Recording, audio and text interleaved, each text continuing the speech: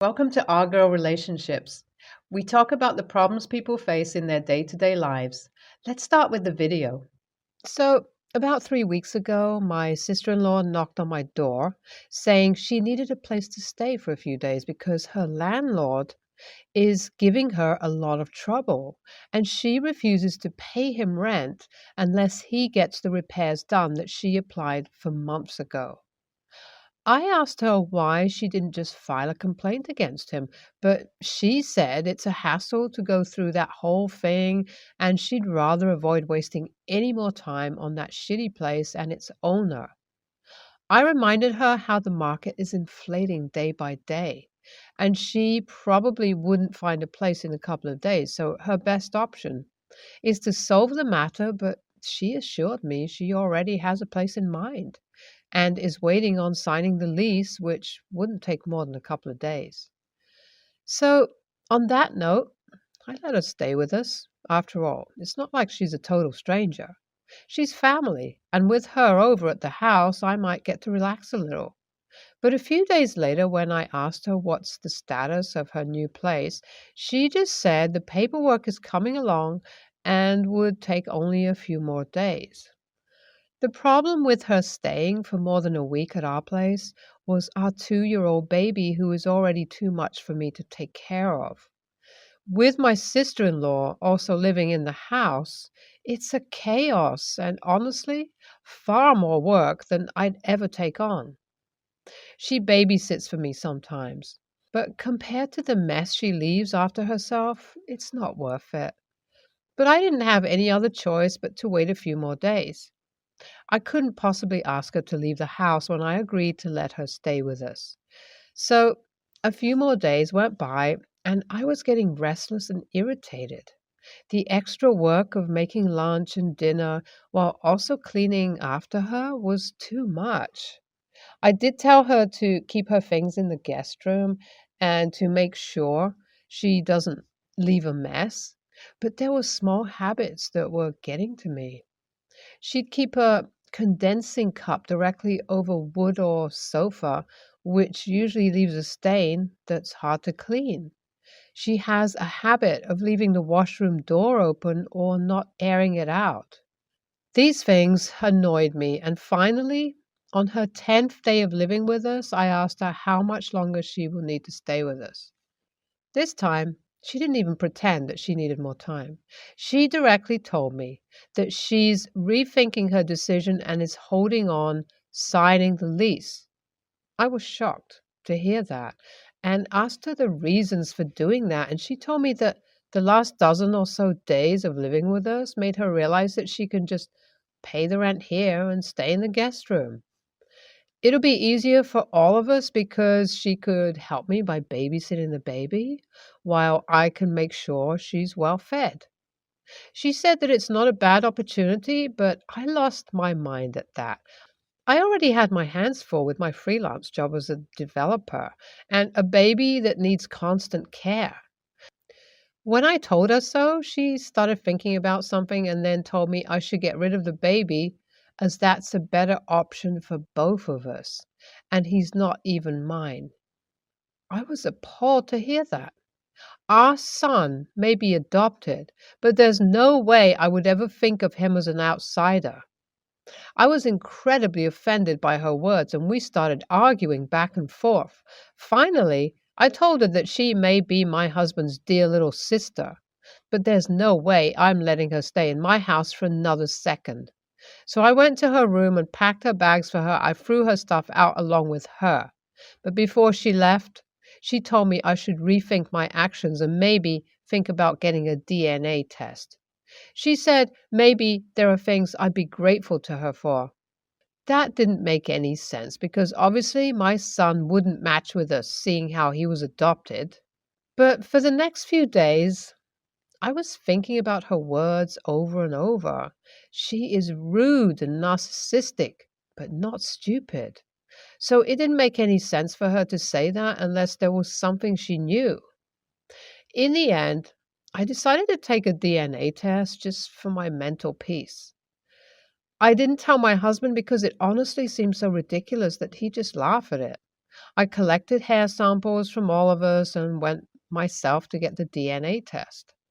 The hospital took 5 days to get back to us, and when I saw the reports, my whole world stopped moving. I couldn't understand how my husband could be the real father of my son. I wasn't able to get pregnant because of my extreme PCOS case, and it took us 6 months to even be approved for adoption. When we finally adopted, both of us were beyond happy. We went through the whole process together, so how could the reports be true? In the end, I decided to directly talk to my husband. I was so sure that he'd tell me it's ridiculous and we could retake this whole thing just to prove the report was wrong. But after I told him how I took a DNA test and the reports were wrong, his expression told me everything I needed to know. I stopped breathing for a second there. I asked him why it says that he's the biological father of our son, and oh God.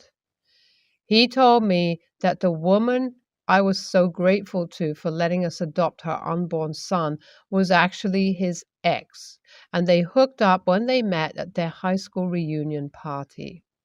They were both completely wasted, and she ended up being pregnant. Because he knew that I couldn't really have children, he offered to adopt his ex's child and convinced me. The thought of his not only cheating on me, but me raising his ex's child physically revolted me. I felt like I'd done something disgusting.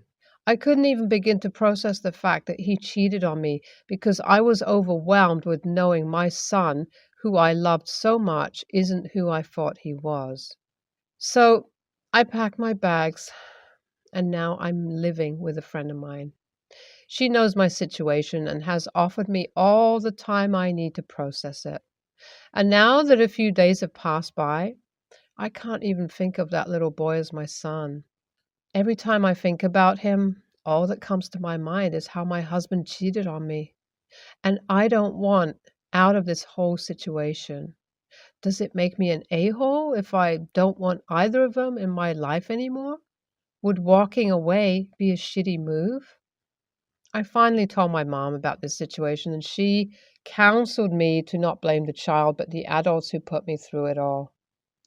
It wasn't his fault that he was born to my husband's ex and adopted by me. He's just a baby, and if I need to take revenge, then I should do so with my husband. But it wasn't enough to calm my mind. So many thoughts were racing through my brain that I don't know how I wasn't getting dizzy by it all. I was torn between loving this kid for 2 years of my life and knowing that he's the result of my husband's affair. I haven't seen him since I left the house after my fight with my husband, and I have no idea how I'll react when I'll see him again. But I also realized that there was no point in avoiding reality. So finally, I went back home yesterday. And you cannot even begin to comprehend the relief I felt after seeing my son. Before coming home, I was angry to the point where if I saw my husband, I would have hit him in the face. And the thoughts of not being able to love my son or raise him without being biased was haunting me. But seeing him, every thought went out the window, and all I could remember was even if someone else gave birth to him, I'm the one who raised him, and no matter where he came from, I adopted him because I wanted to be a mother. So nothing should change that fundamental fact. And once I made that decision, it was pretty clear that there is no way I'm staying in my marriage. So I kicked my husband out of the house after going back there.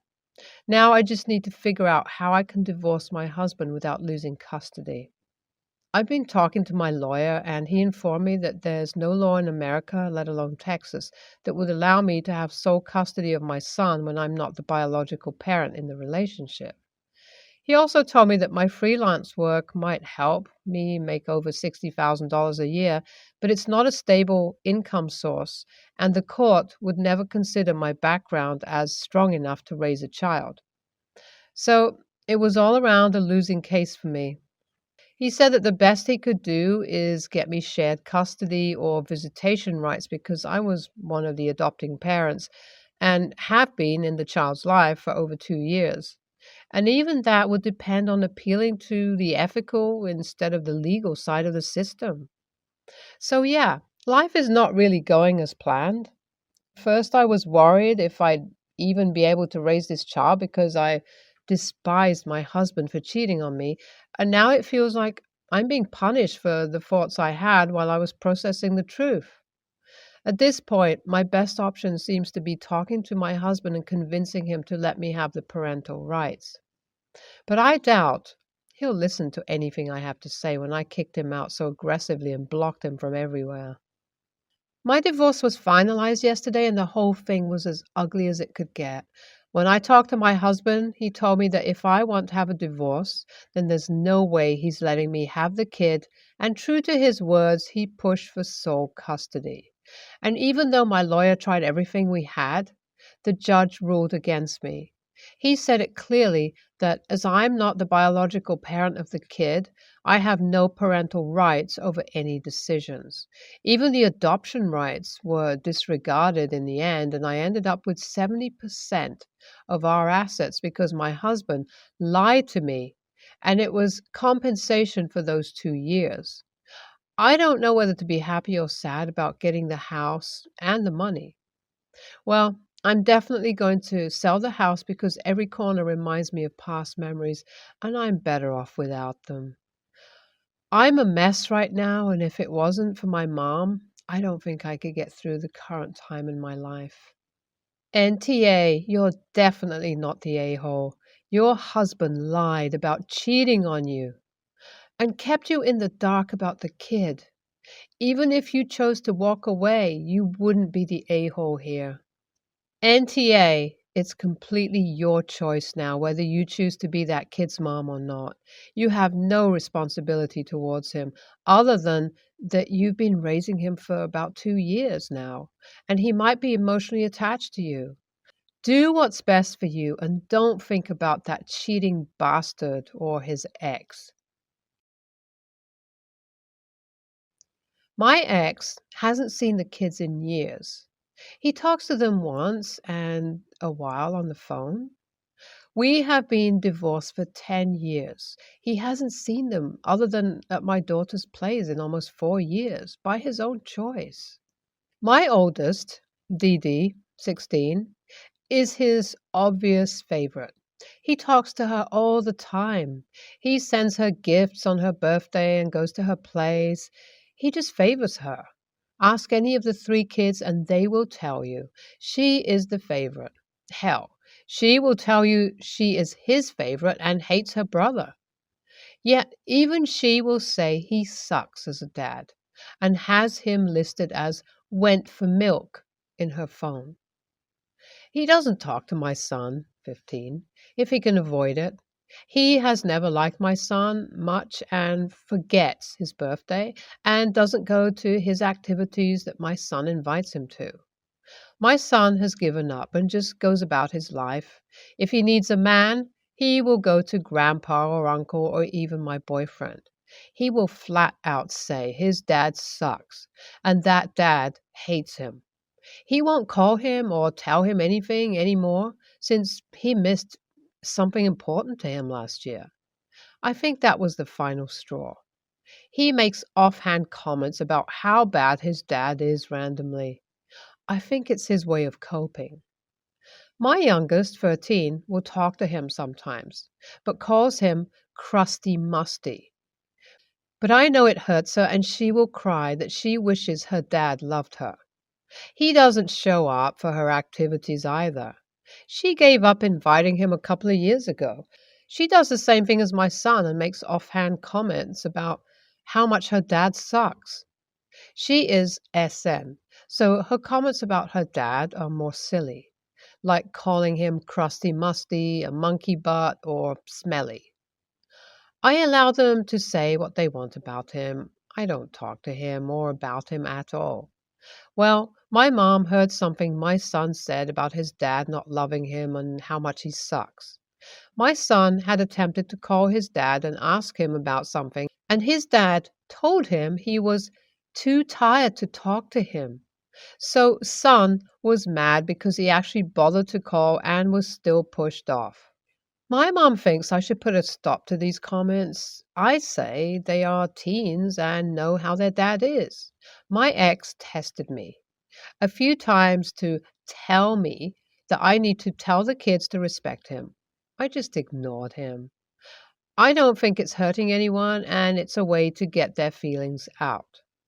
AITA for allowing the kids to say what they want about their dad, even to his face. NTA, children are people who are allowed to have and voice opinions. However, have you considered therapy for the kids? Abandonment from a parent is hard, and it never hurts to develop healthy coping skills while young. NTA, the fact that your daughter calls him went for milk, says everything and is also frankly hilarious. You would be doing your children a disservice to treat them like idiots and try to discuss any redeeming features of their deadbeat dad. They know the situation and the truth. Seems like it's others that are struggling with it. NTA, first of all, this is the bed your ex made for himself. If he doesn't like it, he knows what he can do to fix his relationship with the kids. Second, you aren't encouraging the kids, you simply aren't putting a stop to it. And allowing them to vent their frustrations like this is actually good for them. I was in a similar situation, except my father became estranged when I was an adult. So I know it sucks, and it really does help to be able to express your feelings about your absent parent. Your mother really needs to stay out of the whole situation, and your ex needs to learn that respect is a two-way street. I, 27, have three siblings, a stepbrother, 29, and two half sisters, Celine, 16, 10. My mom died when I was 7. It was really hard for me, especially when dad started dating my stepmom a year later. I'll admit, I was an a-hole to her, but I really miss my mom. Now I'm really close with my stepmom and get along okay with my stepbrother. I've always been close to my sisters. Celine and I are extremely close and basically best friends. She confides in me more than her mom. I do think she looks up to me, and I definitely try to be a good older sister, though Dad jokes that I'm a bad influence. Last weekend, while I was visiting, they were doing a big cleanup. I ended up kind of snooping through Dad's old cabinet and found old photo albums. I found a few that had photos of me when I was little and my mom. I got distracted and was just looking at the old photos instead of cleaning, and Celine got curious. She asked about it, and I mentioned about it being photos of my mom. She asked me about her, and we talked about it, though I was a little awkward. I basically said what I remember of her, how it hurt when I lost her, and love, just a few things about her.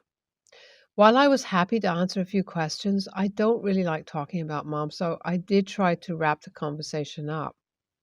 But then Celine asked me if I'd rather my parents stay together, that dad never got with her mom. I was honest and told her that while I did love my stepmom, it wasn't the same. That I wish I could have mom in my life, and how different things would be, just like how Celine wouldn't want to lose my stepmom. For some reason, that really upset her, and she basically left crying. I tried to talk to her after, but she refuses to talk to me. Dad thinks I should apologize and that I was too honest, even if I meant well, but I don't think I said anything wrong. He told me that she loves me, so saying what I did hurts, even if I didn't mean it that way. But I didn't say anything about her. She's my sister. I love her. I honestly don't know why she's upset about this. My stepbrother, I'm being obvious as usual, admittedly, I can sometimes be thoughtless, but I actually don't get it here, but refuses to actually explain what I said wrong. My stepmom is the only one who seems to understand me here, though she suggested I just give Celine some time to calm down. I just don't understand what's going on, or if I said something that bad. NTA, don't ask questions if you are not going to like the answers. Look, she basically asked if you would rather have your mom alive versus current situation. Well, duh. What did she think you were going to say? Yes, that would have meant she would not have been born, but guess what? It was a hypothetical question, not like you can go all Avengers, Endgame, and rewrite history. NaH. When someone gives you a question you're uncomfortable answering, don't want to hurt her feelings. Sometimes the best way to answer is to not accept the premise of the question. Prefer dad never get together with her mom. One way to sidestep that would be to say, well, of course I miss my mom, but if dad and stepmom didn't get together, I wouldn't have you in my life. Followed by a hug. That's all she wants to hear, anyways. I'm glad you're good with your stepmom. It's refreshing to read on here. NaH. I have a 16-year-old girl, and something I say one day will get a laugh, but will cause her to burst into tears another day. She's sensitive and took it to mean you prefer your mom to her. Even if true, still doesn't make you an AH. You can talk to her when she's calmed down. My son often says he wishes his dad and I were still together. He loves his stepmom, so he doesn't want her gone, but I still think it hurts her when he says that.